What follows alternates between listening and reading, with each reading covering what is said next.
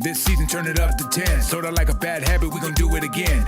Ready or not, we're gonna tie up some ends. Go tell a 36, try to grab all the friends. We're back like we never left. On track like a treble clef. Skip a beat on the 7th rest. Bring feast, we don't pass them over. We got the first fruits, no weight to shoulders. Can't live on that bread alone. Every word of God's mouth will fuel me on. That's scripture, that's Christ alone. That's grace alone, that's faith alone. All glory to God, cause that's his alone. Since the lamb's been slain, we can each belong. The Lord is my strength, my peace, and my song. Get I'll lay it all down at the feet of his throne. This yoke is easy, this burden's light. Even with a loud mouth trying to eat at the mic. Even if we down south, the humidity spike. Veils torn in two, so we gon' be alright. It's all grace till the half goes off. Heretics better run till the top blows off. Got them all stood still like a jaw full of Botox. Time to bring them down like a jaw on a blow pop. Don't stop, they're in need of it though. Through grace by faith, they could easily grow. New wave, new age, new way to see bro. Now one truth, life, one way to his throne.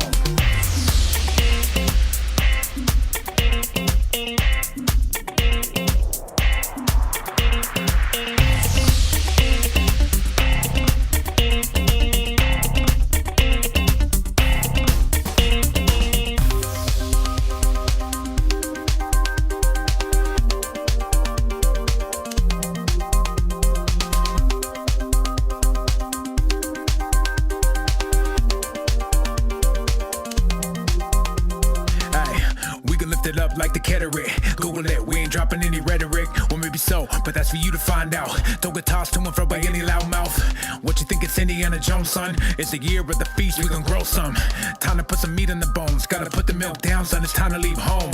I'm just saying there's a time in the season you gotta be a Berean. If you just hear and believe it, you could be walking with demons. It could be rendering season. All the things that go to God, that's a little like treason. Wait, welcome back, my friends. Did you ever really think we could pass the 10? Our stock's up, we about to trend. Cause the whole 36 wanna rap again. Wait, sounds so good to be true. Like rabbinic candy land, ain't no ladders, just shoot. We hold true if it's loaded in the cannon. Best believe it's understanding. If it's not, it ain't proof. Like sacred name of the 2-house frame. Ears start to tickle, then you feel it in the planks. You better not, you be better off. Not trying to hassle Hoff, you can take it to the bank. This night ready, he's about to go off. Put the ring on your finger from the Cracker Jack box. It's hide and seek, let's see if you can find out all the little messages you hit before the timeout.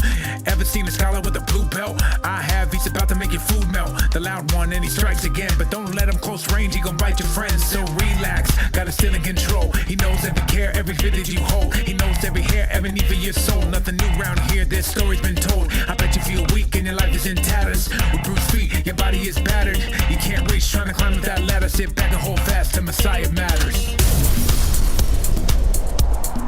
These guys are better.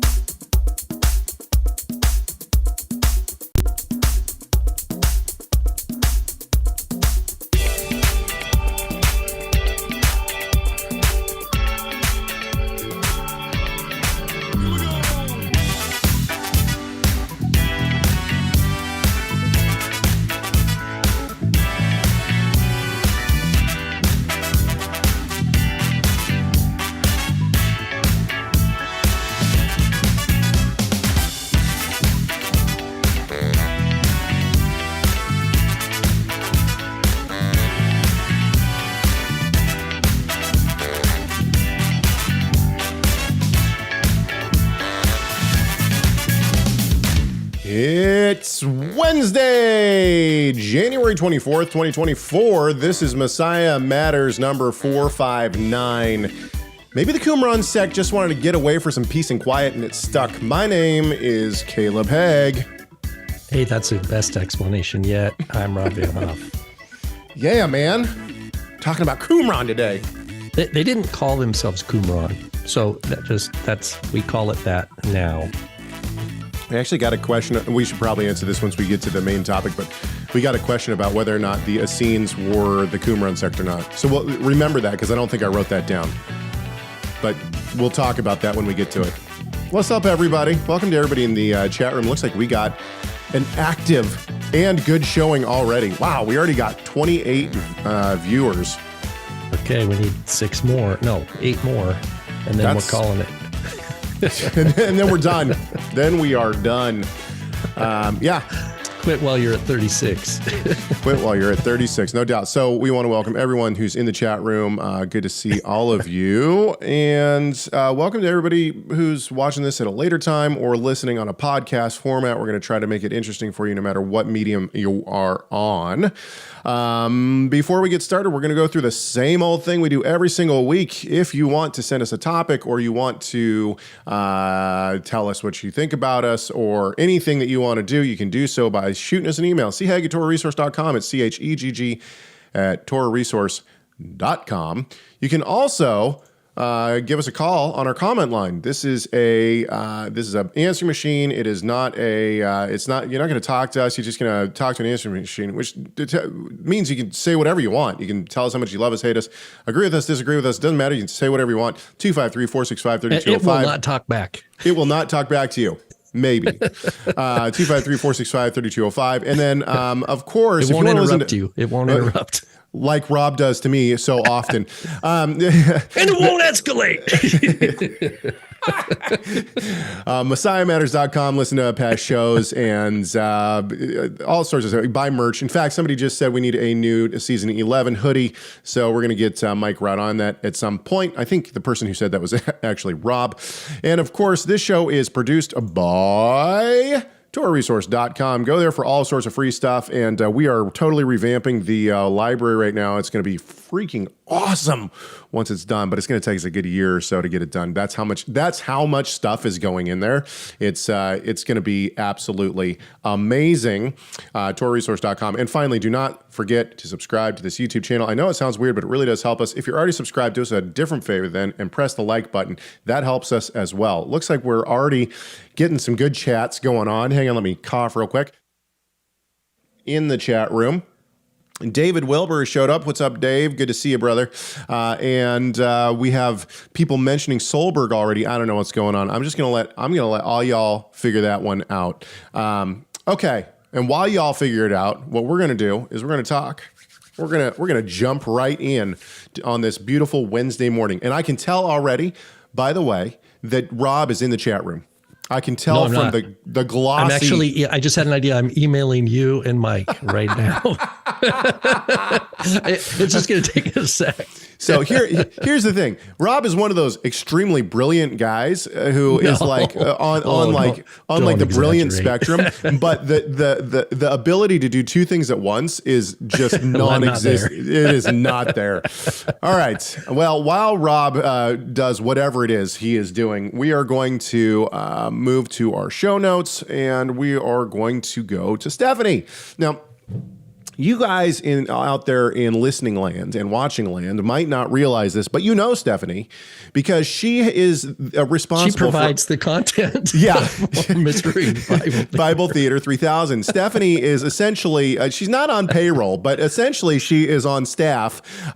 She enjoys volunteering these she is our content ideas. Yeah, yes, exactly. She's our volunteer. She's our intern. She's our Mystery Bible Theater 3000 intern, and basically she comes up with a good 75% of our content for Mystery Bible Theater 3000. Which, by the way, you can see Fridays 9:30 a.m. on this YouTube channel. That's when it drops. That's when it drops. And actually, I premiered it this week, and so it'll premiere at 9:30 a.m. Okay. What is premiere? What do you mean? It just means that there's a countdown and everybody can watch it live like they're watching a live show. We're not recording it live like this show, but it plays like a live show. Can people comment? Yeah. Oh, nice. Nice. Okay, cool. So, with all of that said, let's go to Stephanie. She writes in a non-Mystery Bible Theater 3000 question today. She says this: did Yeshua offer any sacrifices? She's changing lanes. She's changing lane. What are you doing? She's changing lanes. Did Yeshua offer any sacrifices? Should I assume that he did because he followed Torah and celebrated the festivals? I can't think of any example in Scripture. Did I miss it? Am I being foolish even asking? This is not a foolish question. It's a good question. Not at all. Yeah. Yeah. It's a great question, I would say. And so examples. Well, okay. I've been doing a lot of memory work, and this is totally off topic, but it's going somewhere, I promise. So I've been doing a whole lot of memory work and learning how to memorize verbatim text in an extremely quick amount of time. One of the ways that I have done this is I made myself a bracelet, and the bracelet has all these different beads on it that I've chosen, and I've chosen them because they remind me of something, which then reminds me of the sacrificial system. So I have the entire sacrificial system on this bracelet that I wear around. So anytime I'm just sitting around, I can look at the bracelet and start to think through the sacrificial system, all the sacrifices, what they were for, what they mean, all this kind of stuff. Okay, so all of that to say, the reason I bring that up is because the sin sacrifice, which is prescribed for women who have just given childbirth, right after the day of impurity, after the time of impurity, and it's different for if they give birth to a male there is than a female. There's a sin sacrifice in and of itself, and then this is one specific. This is one specific time, right? Gotcha. But the reason I bring it up is because the bead that I have for this is blue. It's like a royal blue, right? And it reminds me that when Yeshua was born, his mother took a sacrifice up, and the sin sacrifice can also be a purification sacrifice, right? So it's a sin sacrifice or a purification sacrifice. And so I remember, because of the color of this bead, that Yeshua is the king, and that a sacrifice was made for him by his mother. And it wasn't a sin sacrifice necessarily, but a purification sacrifice. All of that to say, I think that Yeshua clearly had to have sacrificed in the temple. Now, the real question I think that would be asked at this point is, could Yeshua ever become ritually unclean? Because, for instance, the woman who is who grabs his garment, right? She's impure because of a flow of blood, and then when she touches him, she becomes ritually clean instead of the other way around. It's kind of like the altar, right? I think the altar did the same thing.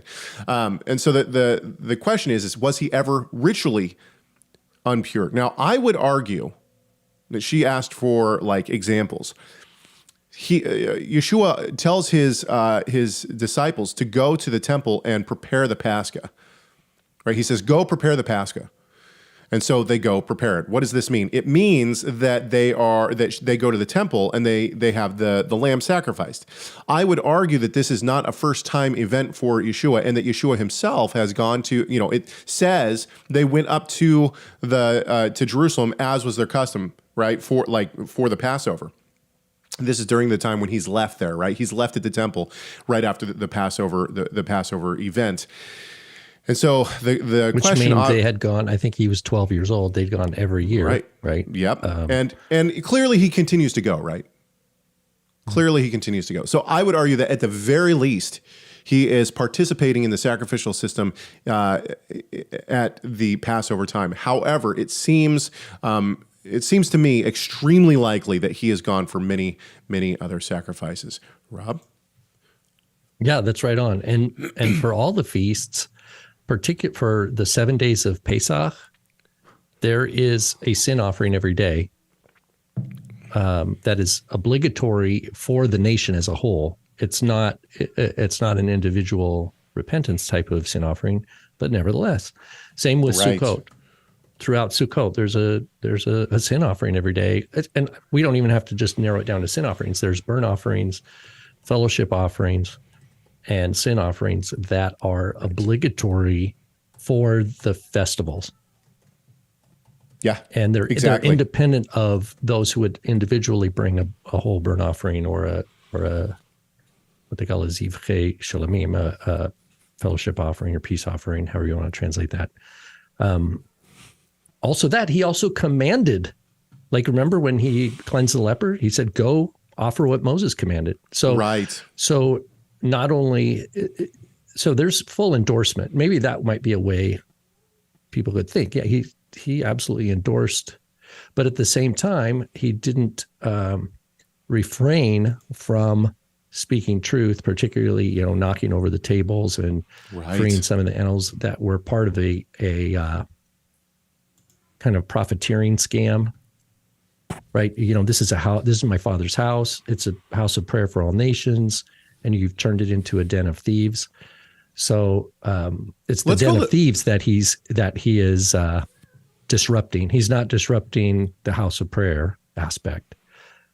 Let's go a little bit different direction with this, because the other thing is that clearly Yeshua does things in his life that are a given. Right? He doesn't necessarily have to do them. For instance, he goes out to be baptized by John.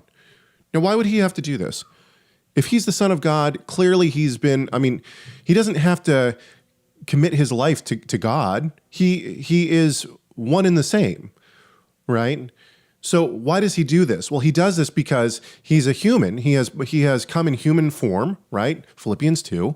He's come in human form. And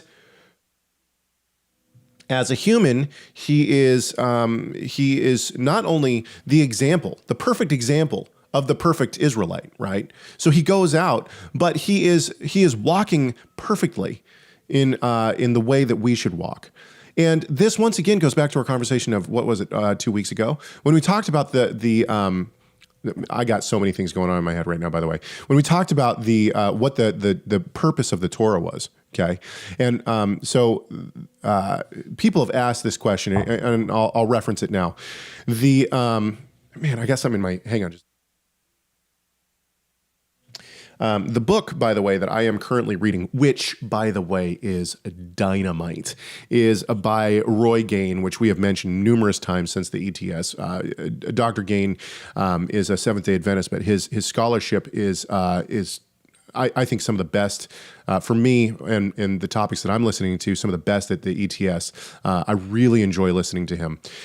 With that said, his book is absolutely fantastic, and it What's starts the name out again? His name is Roy Gain. No, I know, but is that the Old Testament Law for Christians or something? Yeah, the Old Testament Law for Christians is the name of the book. That's what I thought. Yeah, I do not own the book, but I need to get it. I would recommend this book too. And I'm granted, I am only 8% into this book. Literally, I'm 8% in. But here's what he does. He starts out by, it's cheap too. I think it's a $24 book. I got it for Kindle. And so anyway, not the point. He starts out by saying, well, Christians should really study. And every time somebody does this, like when Averbeck in his book on the Old Testament for Christians, it's under a different name. I have it right over there. Anyway, he starts out and he's really trying to connect the modern day Christian church to the Torah. And oh, well, in our modern day, this command could be seen as this, or this command could be seen as this. And when Dr. Gain starts his book with, well, this is, the Christian church can gain a lot from the Old Testament. What I'm thinking is, oh, okay, great. Here we go. Another book like Averbeck's. That's not at all the case. He basically, he doesn't abandon it, but it's like he puts that in so that Christians will keep reading. But ultimately, then he just goes straight into the laws of Torah and how everything is working. It's a fantastic book. I don't remember why I went there. Why was I going to Dr. Gain? Anyway, I'm off in La La Land now, and I apologize. Rabbit trail, which means take a sip of coffee. There's a drinking game going on in the chat room right now. Let's read some of the comments here, and actually, we do have some super chats. So let's get our super chats out of the way. For Love is Bigger, we know your favorites here are actually. Let me turn down my volume, or I'm going to blow you guys out of the water here. So for Love is Bigger, we're going to go with.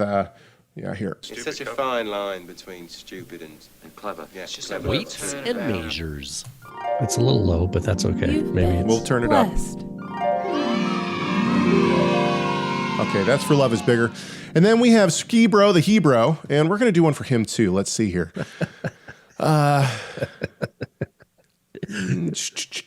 Okay, let's do this. Let's do I want to do a song. I love these handles. What do you call, back in CB radio, it was your handle. Yeah, that's my dad was the tan van man because he had a tan Dodge, like an early 70s Dodge van that was tan, and he had a CB radio. That's good. All right, so what is it? Is it a handle? What is it called? Yeah, it is. It's a YouTube handle. All right, give me a second. Here we go. Here's the this is for Ski Bro the Hebrew. And we're going to say, let me put it this way. Have you ever heard of Plato, Aristotle, Socrates? Morons. How rude! Why do you hate the Rob and Caleb show? Honestly, I think they're vain, stupid, and incredibly self-centered. You've been blessed. Okay. That never gets old for me. And why do you hate the Rob and Caleb show? And that's old school. It's a throwback. That's Rob and Caleb show. So It's a throwback. It's a throwback to. It's a throwback to. Old. Yeah, exactly. It's a throwback to when we were the Rob and Caleb show. And when we were the Rob and Caleb show instead of Messiah Matters. And actually, Ski Bro says no, manly ones. No, manly ones, please. Since he requested a manly one, we're going to do one more for you. And this was that manly enough? Let's get him this one is one that our audience has. I know we're out in left field. That's okay. Just bear with us for one more second.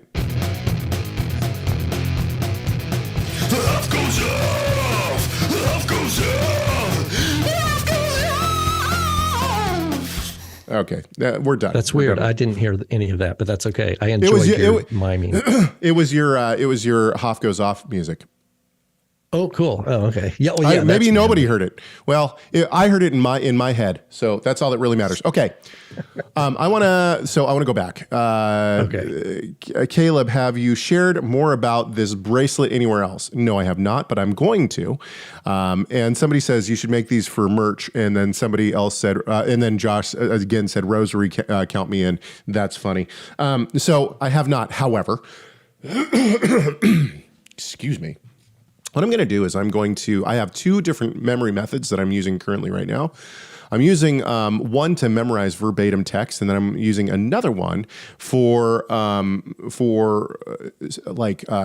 verbatim text, but just things to remember. So, for instance, I've memorized now, I think, 70 church fathers' names and kind of where they are in history and things that they're known for. That's one thing that I've memorized. But then I also memorized, obviously, the sacrificial system. And I'm currently memorizing a verbatim text as well. Now, I'm using two methods to do this, and so you can find these methods online. However, with the verbatim text, no one teaches you how to do verbatim text. What they teach you to do is they teach you how to do lists or lots of information, but not verbatim text. So I have done extremely deep dives into how to do this step by step. And I didn't know if there was going to be any interest in it because it's kind of one of those geeky things that I'm into. But oftentimes a lot of other people are going to be like, I don't really care about this. Why are you talking about this? I've come here for like Torah studies, or I've come here for commentaries or whatever. So I wasn't actually going to do anything on it. But since some people are talking about it in the chat room, I am going to put together a video probably on Friday, and I will post it on pronomian.com. It'll be memory methods to be able to memorize scripture. And that's exactly what I'm doing, actually. I'm attempting currently to memorize Leviticus 19. And I think it's working. I think it's going fairly well. It does take some practice, but once you get the system down, it goes extremely quickly. So, yes, Friday. Nice. Look for it there and then. All right, let's move on. Where are we at? Let's go to... back to our notes. Boy, that was just a bunch of rabbit trails, wasn't it? Hey, it's okay. Lewis sent this question, and he says, what is the everlasting covenant? I see in the scriptures that this is mentioned numerous times. That's true. The last time I believe it's mentioned is in the last chapter of Hebrews. I'm pondering, what could it mean due to God having many covenants, and most, if not all, seem everlasting?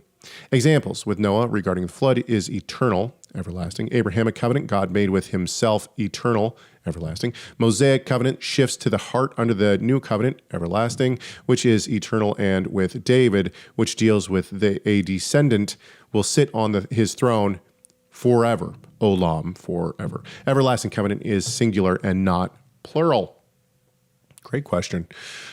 I like this one. And the reason I like this one is because this gets to another thing that I have been kind of trying to put into words, and maybe not very well, especially on this show.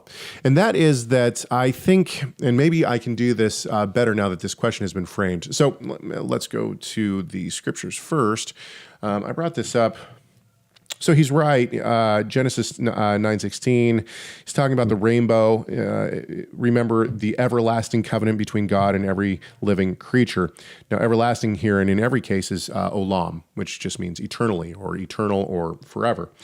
I will establish my covenant. This is Genesis 17:17 or 17:7. So we know obviously where we're at here. Abrahamic covenant.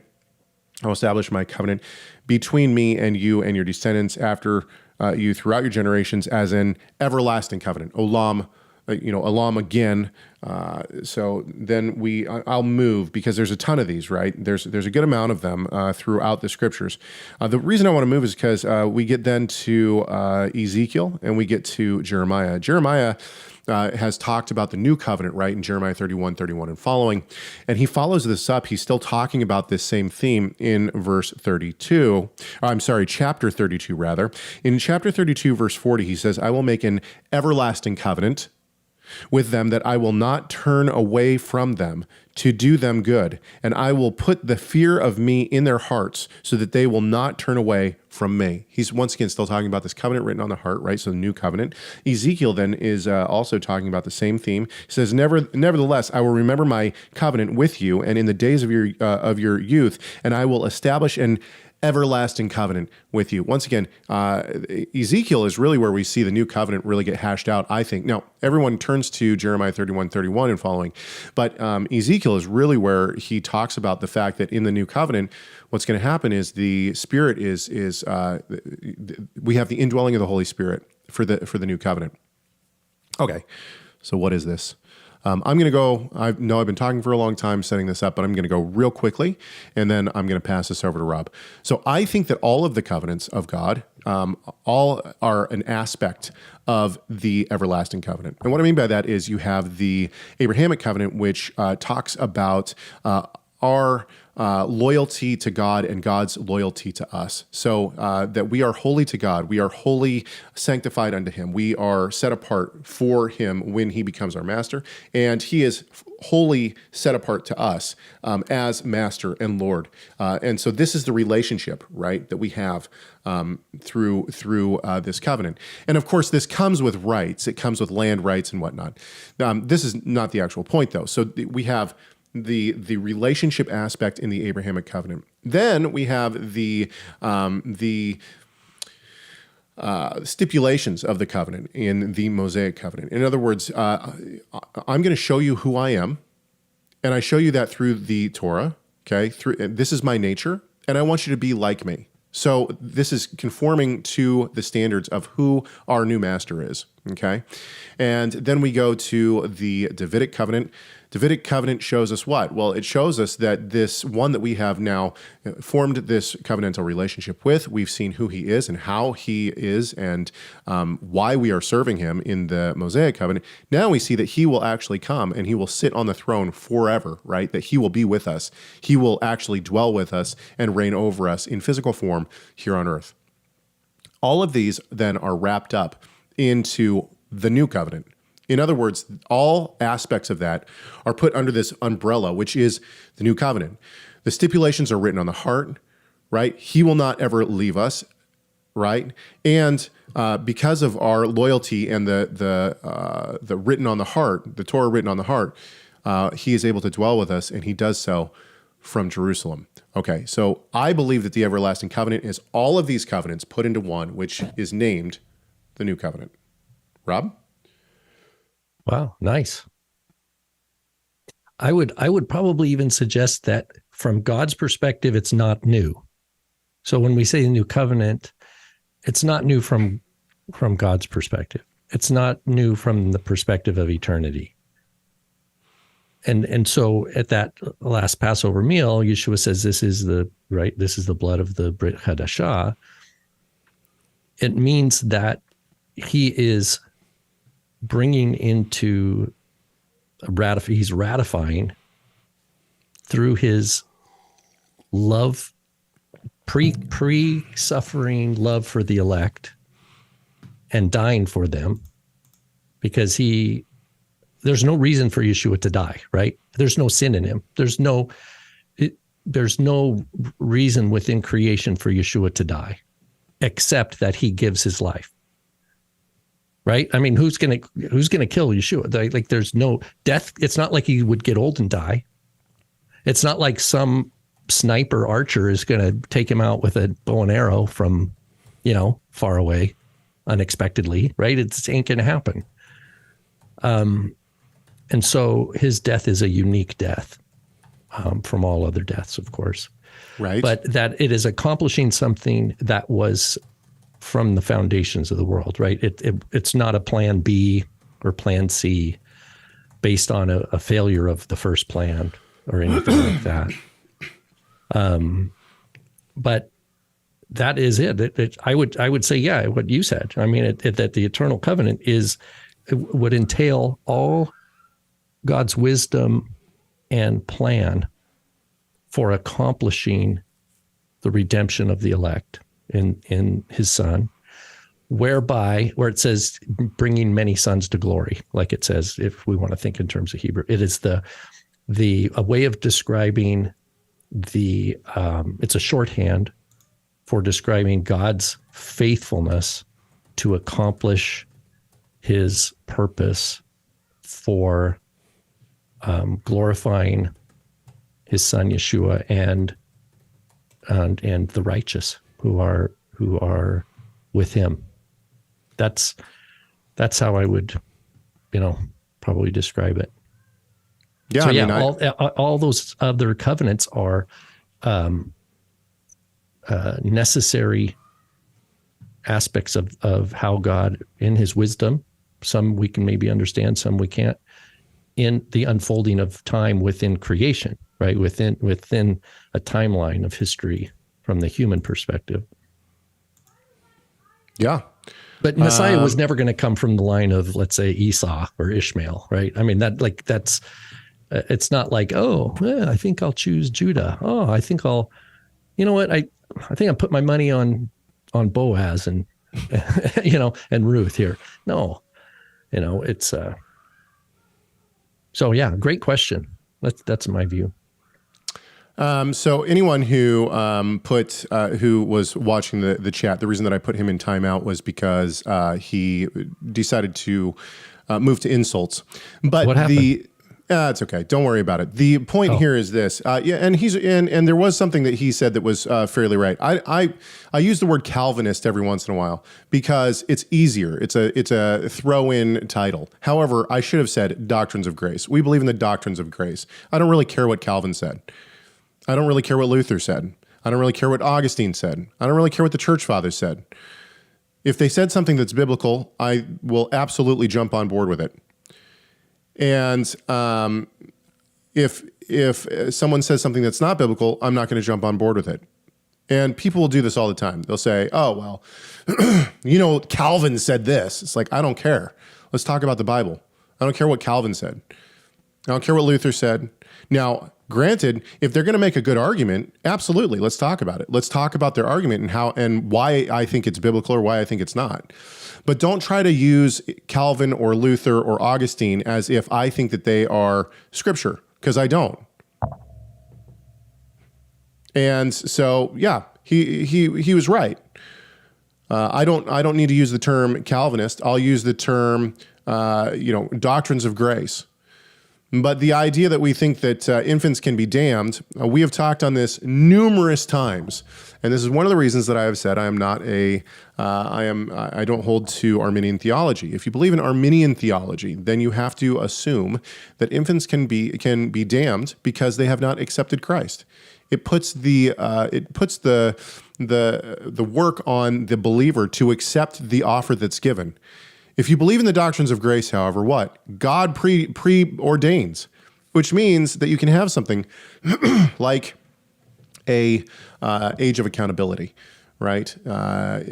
Which I think is unbiblical if you are coming from a Arminian perspective. Because we don't see it anywhere. However, what we do see is we see a Calvinistic view. And when I say Calvinistic, once again, I'm just using this as a shorthand to say the doctrines of grace. When Ezekiel and others know God in the womb, right? Also John the Baptist, know God in the womb. So is tulip the doctrines of grace? Yes, tulip is what would be considered the doctrines of grace. Okay, let's move on. I'll go back real quick. The way that I've always talked about the covenants and what Rob was talking about, the way that I've always talked about it is that the covenants are the spokes in a wheel, right? And that Christ is the hub. So Christ is the hub of the tire. The spokes going out are all the covenants, and then the people are the tire on the outside. Okay, and so this is just the way that I conceptualize it, and I conceptualize it like this because depending on the wheel, obviously. But if you take one of the spokes out of a giant wheel, it's going to break, right? You take one of the giant spokes out, what happens? It becomes weak, and then the tire itself breaks. And this is one of the reasons that, with this conceptual idea of it, I don't believe that you can take the Mosaic covenant out. You can't say, well, this has been fulfilled, and now we're going to take it out of take it out, throw it away. Now we have something better. It's not like that. It is part of the overall structure of the system. And if you take it out, you're going to have major problems. Okay, we're going to move to our main topic. Now, I was going to say at the beginning of this show, I think that it's going to be a short show. But every time I say that, we go over. So I didn't say it, but we're on our main topic. This is the last thing that we have on our show notes. However, I will say this. The other day when we recorded Mystery Bible Theater 3000, we went for like 40 minutes, and that was one topic, so you never can tell. Okay. Yeah, that's true. Kay writes in. It's a great email, by the way. And we do have to remember to talk about whether or not the Essenes were the Qumran sect. Kay writes in, "Hi, I was watching your show the other day, and Rob mentioned that Paul would not have considered the Essenes as following the same God as he did. My Torah observant fellowship places a lot of importance on the Dead Sea Scrolls and the Zedek calendar, etc. They believe John the Baptist was an Essene, and that they were a group who split from the Judaism of the day, and as it was becoming what we have as modern-day Judaism with the Talmud plus priestly corruption." Should we stop here? Can I stop here?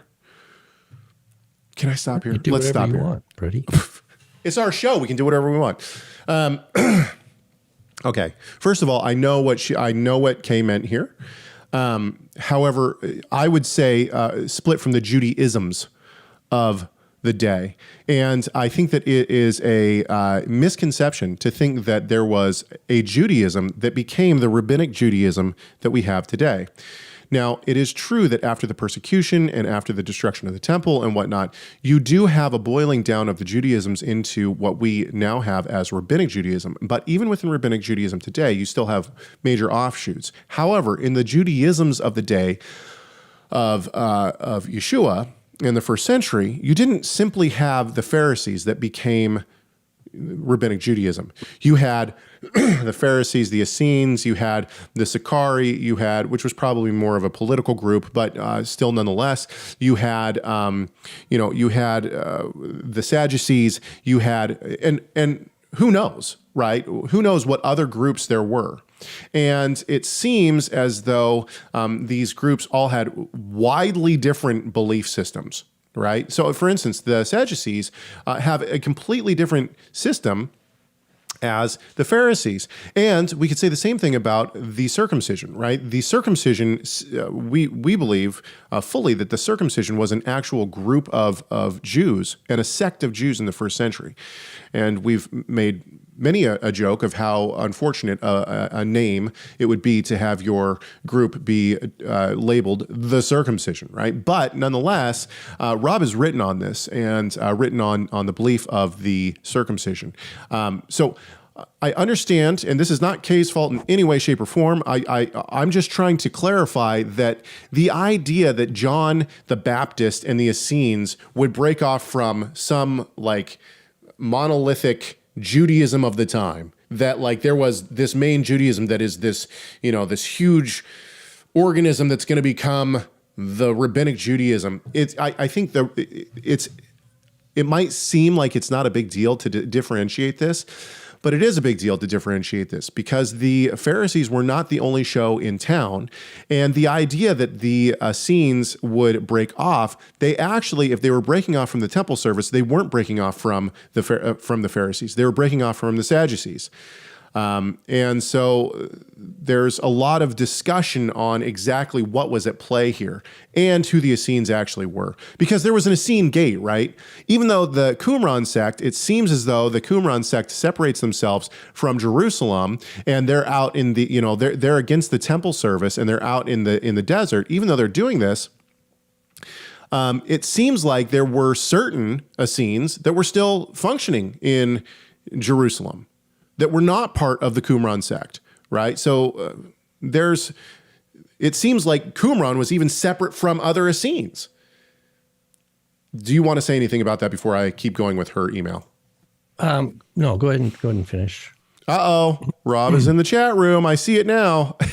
Well, you said I was missing out on something. I wanted to check it out.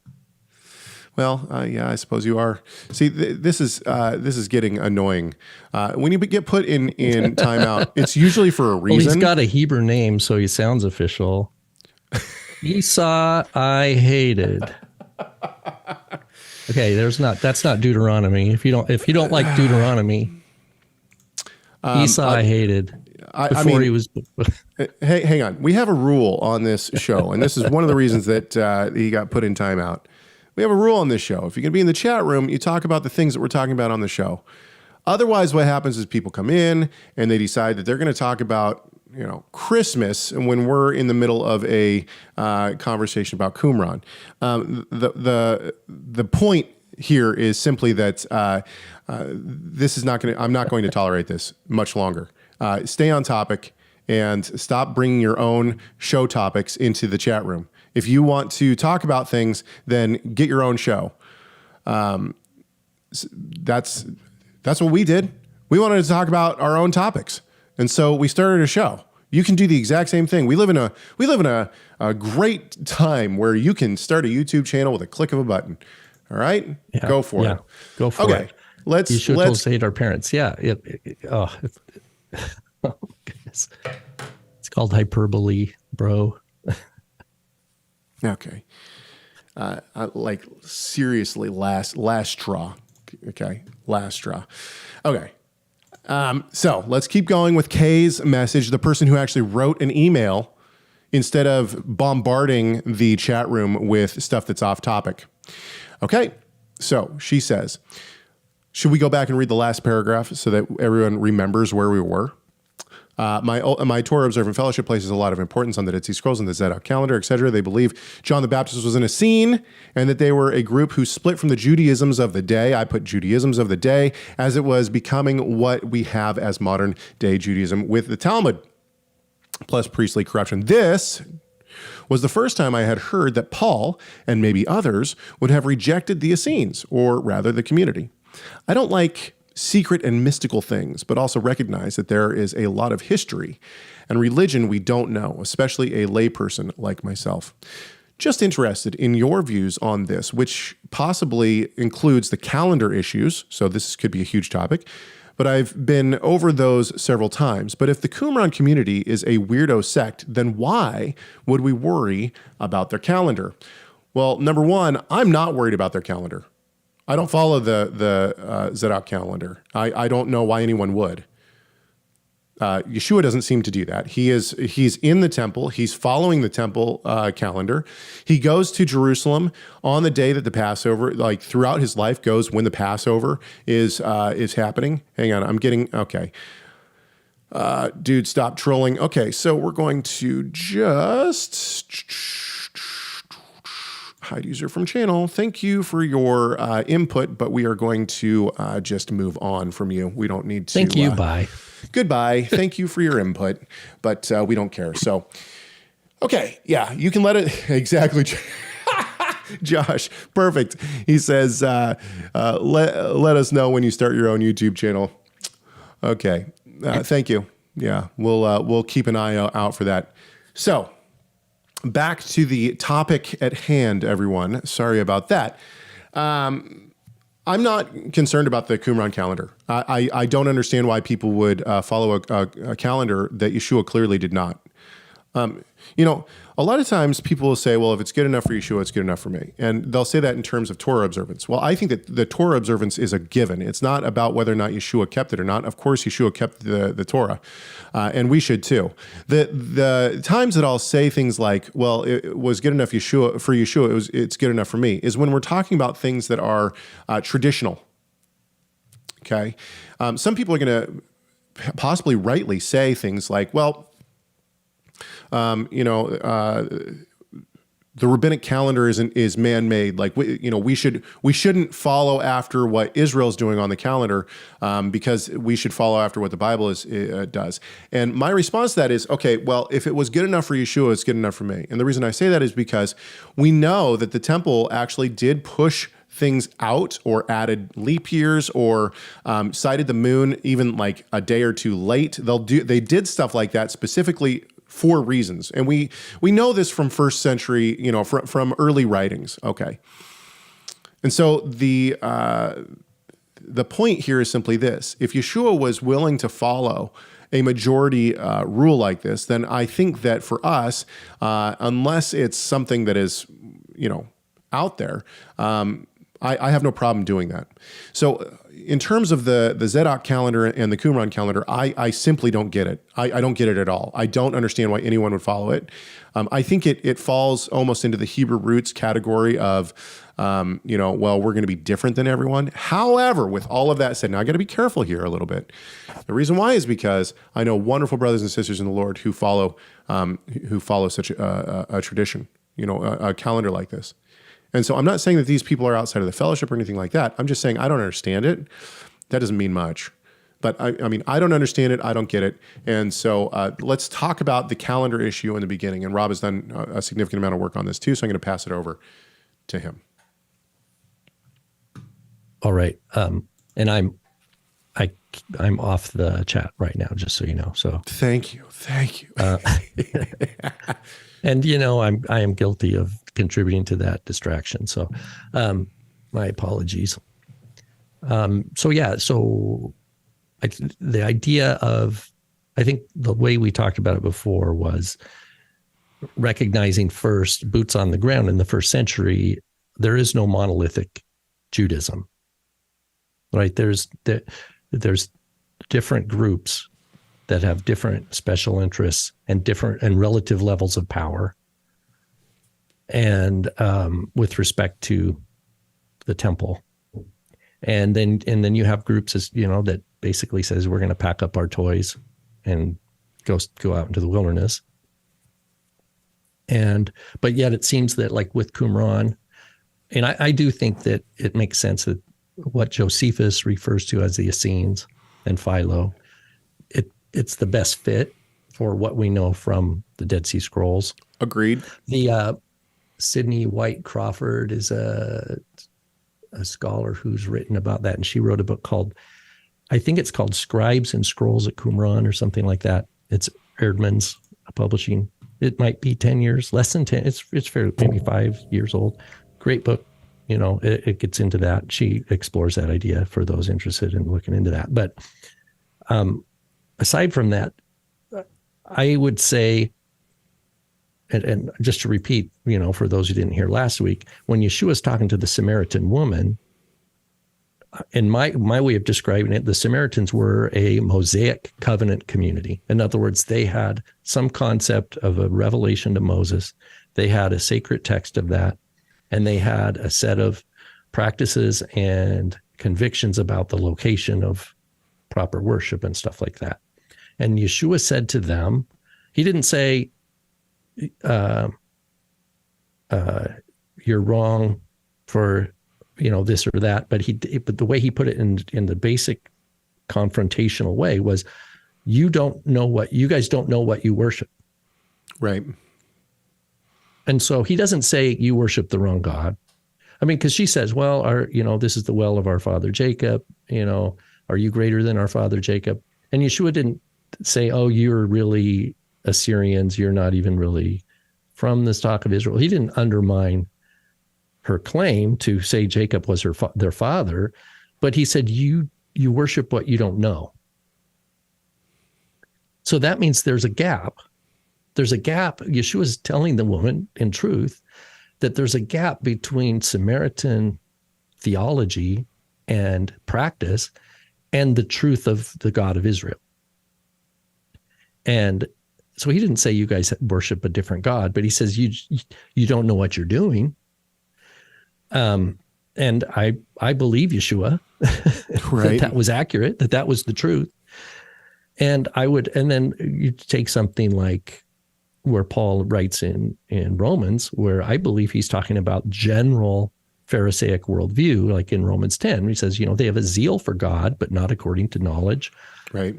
In my opinion, someone could say, no, I think he's talking about it's a big enough umbrella that it can include Pharisees as well as Essenes.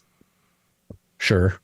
I suppose that could be the case, but I don't. The reason I think the Essenes would be excluded for Paul, because I think Paul would take them to task in a way that he wouldn't for other things than he would take a Pharisee to task for.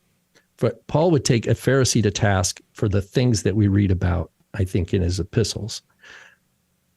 When it comes to calendar, rejection of the centrality of the temple, the idea of we're going to move and start our own little community out here, and then building the rule set of unless you join our group, you're not true Israel and stuff like that.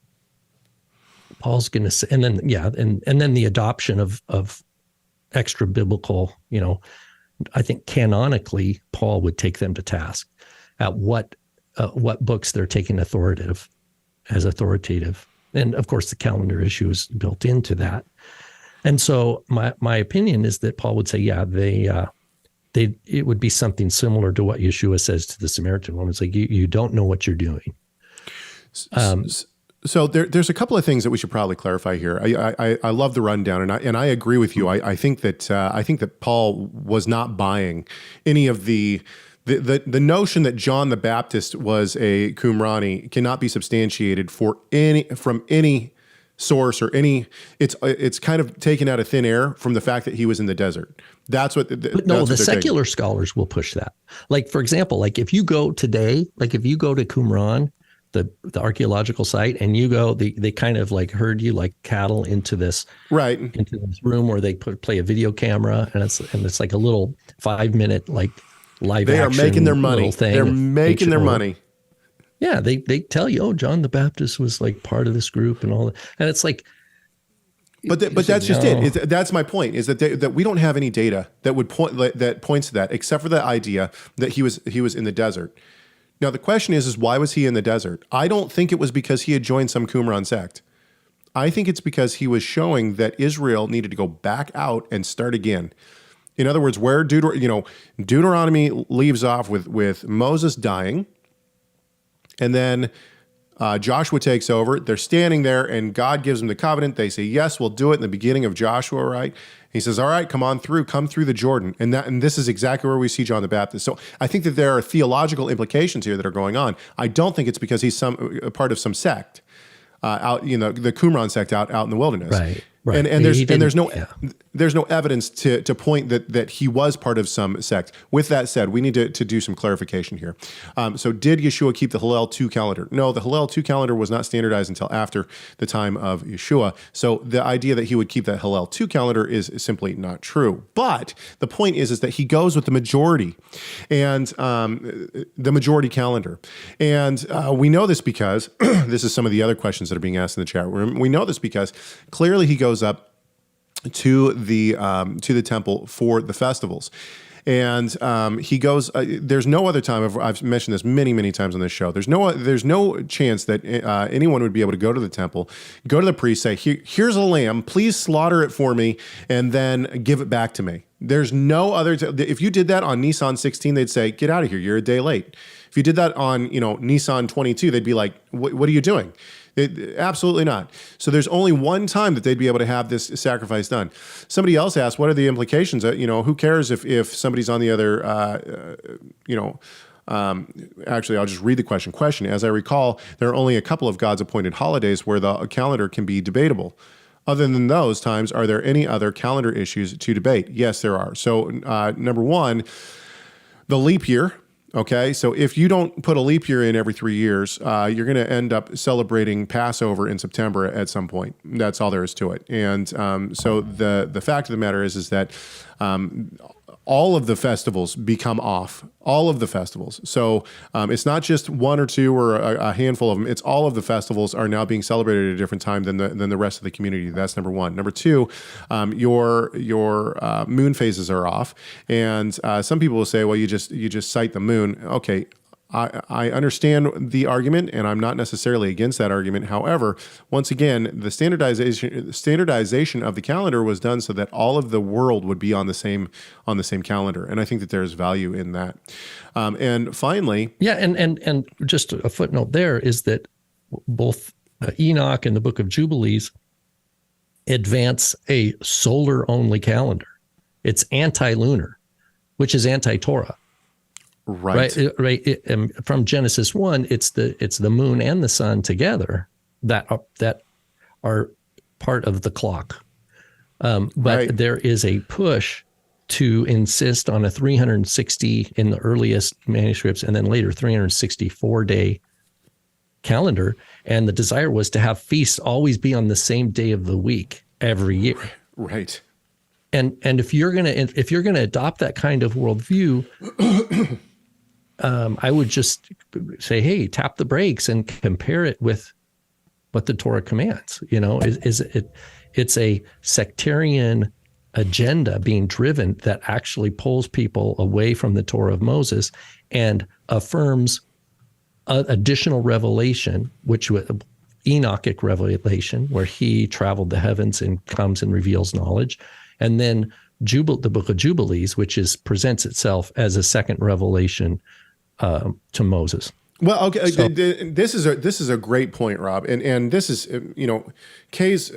I'm calling her Kay, but she's in the chat room. Katie has asked the question. Okay, what about the calendar? But ultimately, those who are really taken with the Qumran sect need to be extremely careful. Is there value in the Qumran writings? The answer is absolutely. And what's that value?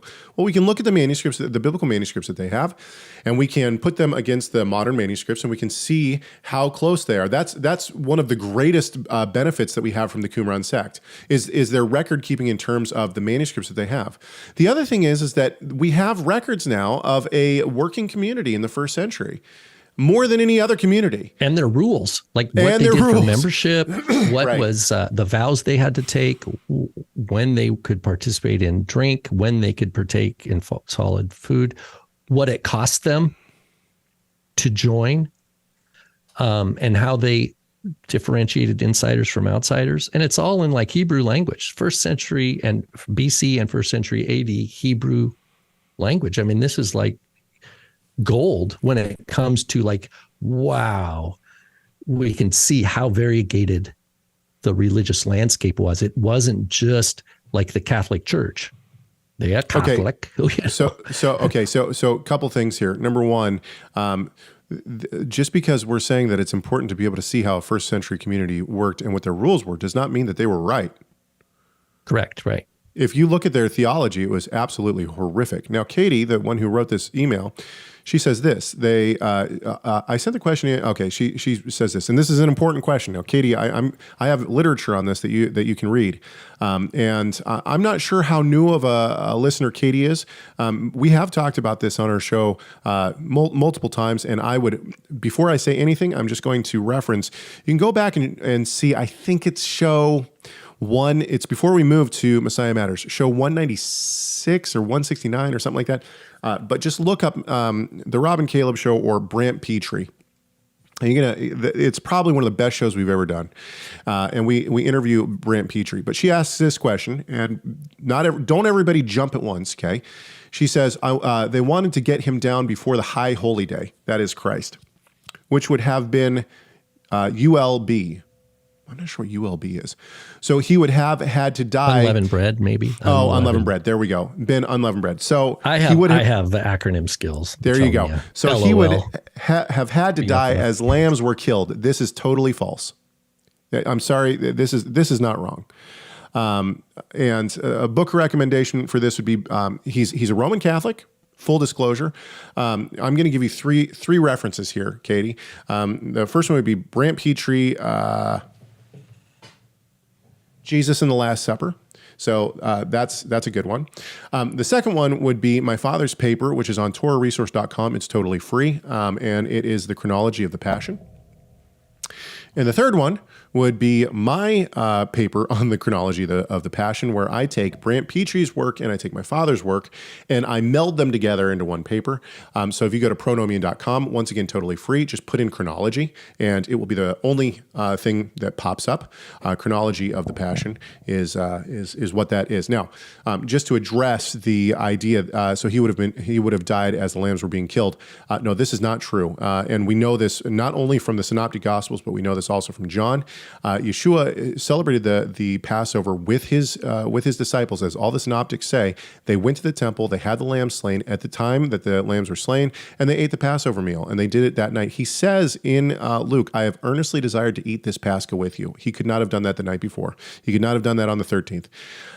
So anyway, by the way, if Katie might not know what she was stepping into, because this is actually my focus of study.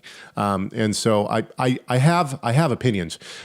So she finishes this comment with, man. I know, right? Which means he would have had a Passover supper one night early. He certainly did not have a Passover supper one night early. That is another, I call it Hebrew roots lore. Folklore. Well, you got to be careful with that because even good scholarship has taken what they call the Johannine chronology, and what this who has good scholarship. I mean, even. No, I mean among people who are actually advancing that it should be kept. So, So, but the idea that just so Katie there was a Galilean tradition, right? That's another one, that the redemption of the firstborn, the fast of the firstborn, and Petrie talks about all this little lore that emerges. I touch on this too in mine, but ultimately the idea that that the Johannine. So Katie might not know this, but what she's putting forward here in this comment. By the way, this is really good, Katie. I don't want you to feel like we're coming down on you. This is good because I think it helps all of our listeners understand kind of not only where we're coming from, but it also frames all the different arguments. So Katie might not be aware of this, but what she is actually putting forward is called the Johannine chronology. The Johannine chronology, the biggest problem with the Johannine chronology is that you have scholars who will say, well, the Synoptic Gospels have one chronology and John has a separate chronology. They can't be reconciled. And so we have to decide which one we think is right and which one we think is wrong. And so those who hold to a Synoptic Gospel chronology will say, well, John was actually writing according to for theology. He was not writing according to truth, but not that it's not true, but really it's more he's moving things all around so that he can have Yeshua die at the same time as the lambs, which is a theological point. It's not actual history. And then you have the Johannine chronology people, like Keicher, I believe, takes a Johannine chronology. And what he says is, well, the Synoptic Gospels are actually moving things, and they're moving things for various reasons. He'll list all these different reasons. And he thinks that actually Yeshua did die during the slaughtering of the lambs. Okay. I don't know how we got on this topic, by the way, but it's a... Because, I'll talk about this all the time. Does the calendar matter? I think that's the main point here is no matter if you take the Johannine chronology or if you take the Synoptic chronology, what you're saying is one of these chronologies is not correct. That's what you're saying. Now, I have a major issue with that. And so what I want to say is, no, both of them are correct. We have misunderstood. And through the fantastic work of my father, Tim Hegg, and the fantastic work of Brant Petrie, who came to the exact same conclusions as my father. Without knowledge of my father, 15 years later, now scholarship is starting to say, oh, whoa, Has wait. Keicher responded to Petrie? Because I doubt Keicher would read Tim Hegg, but would he read? So I asked Keicher. I said, this was, I don't know how many years ago this was, but I at the ETS, I walked up to Keicher and I said, Dr. Keicher, I'm just wondering, you wrote that you held to a Johannine chronology. Are you still holding to a Johannine chronology of the Passion? And he said, well, no, I'm starting to change on that. And I said, why are you starting to change on that? He said, because of the great work that Petrie has done in response to that. Oh, good to hear. So I don't think he's retracted officially, but I think that he's read Petrie, and he's started to understand that there is a way to reconcile all of the texts together as one. And so I would encourage Katie and anyone else who is interested in this. There's been significant hundreds of hours by not only myself and my father, but also Brant Petrie. And we've really gone to lengths to try to show how all of these accounts can actually meld together. Now, my writing was actually not for the specific reason of trying to align the chronology of the Passion. Mine actually was to try to show that Christ's statement, "Do this in remembrance of me," is a declaration of deity, and that he is proclaiming himself to be God in that statement.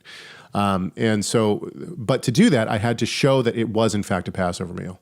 So that's why I wrote so extensively on that. Now, of course, the bulk of that research has still not been published. And who knows, only the Lord knows if it'll ever get published or not. Okay. Can I insert one last little footnote? Absolutely. On this? Josephus calls these different sects, he calls them sects, but he calls them philosophies, philosophical schools.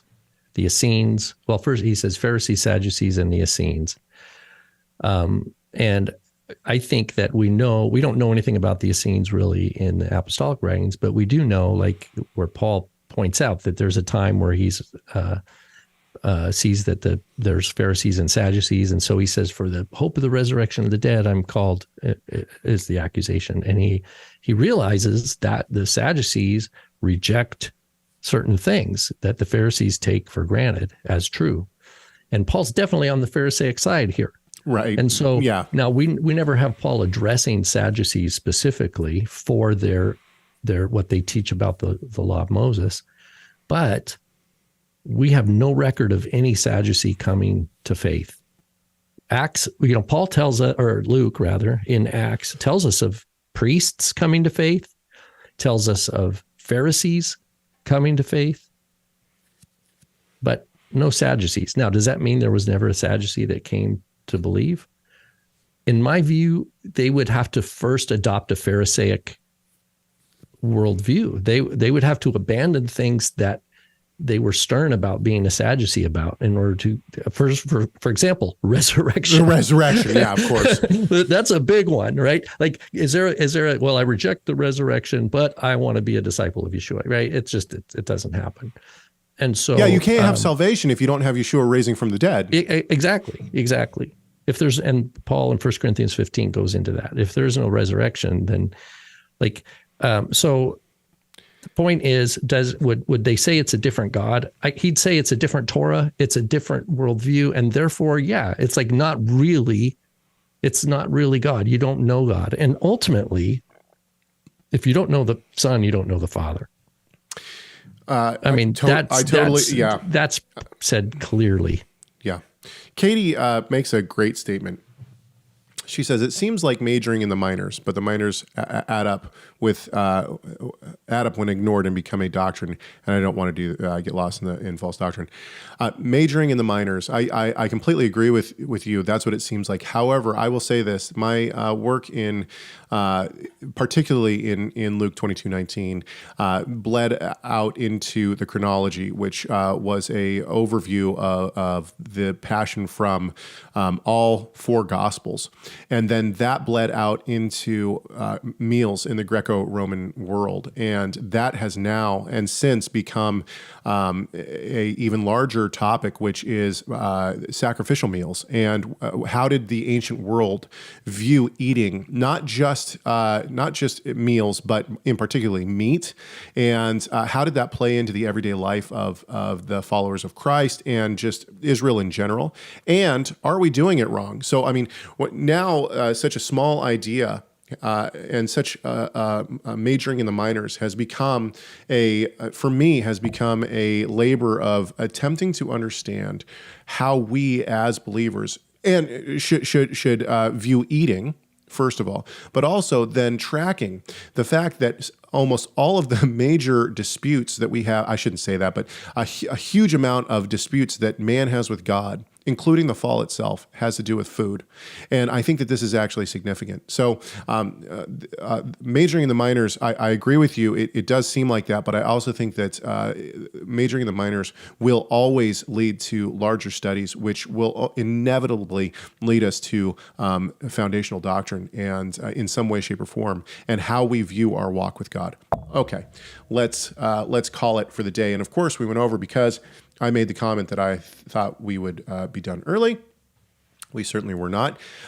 We appreciate so much Katie and everyone else who sent in their questions this past week, Stephanie, and if you have questions or comments for us, chegg@torahresource.com, chegg@torahresource.com. For anyone who is disagreeing with us and wants to come debate us, we'd be happy to see your arguments in an email or on our comment line. We just don't like it when people jump into the chat room and decide that they're going to try to start debating in the chat room on topics that we're not talking about. Please, by all means, utilize the email address, chegg@torahresource.com. You can also leave us a comment line, 253-465-3205. It's 253-465-3205. We will be back on Friday with a Mystery Bible Theater 3000. It's a good one. You're not going to want to miss it. It's 40 minutes long, so it's a longer Mystery Bible Theater 3000 than normal. But it's a good one, and we got more in the wings, so make sure that you catch those. We hope that this conversation has done at least one thing, and that is to glorify our great God and Savior, Yeshua the Messiah. Why? Well, you know why, because Messiah matters.